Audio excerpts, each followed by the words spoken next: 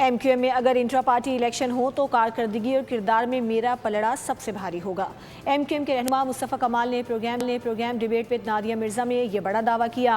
उन्होंने खालिद मकबूल सिद्दीकी का नाम लिए बगैर कहा कि अगर उन्हें हारने का खतरा ना होता तो अब तक इंट्रा पार्टी इलेक्शन करा चुके होते।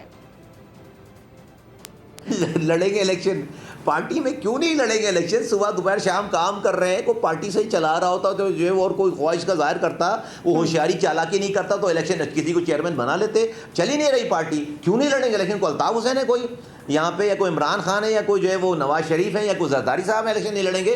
अभी जमहूरियत है यहाँ पे भाई, और किसी का सब अपने अपने जो है वो किरदार को, अपनी कारकर्दगी को पलड़े में डालें। अल्लाह ने चाहा तो इंशाल्लाह ताला मुस्तफ़ा कमाल का ही पलड़ा भारी होगा, तो बिल्कुल लड़ेंगे जी इलेक्शन। अगर यही तो खतरा है, वरना इलेक्शन करा चुके होते ना। आपके सवालात के जवाब आपको हालात और वाक़यात में नजर नहीं आते।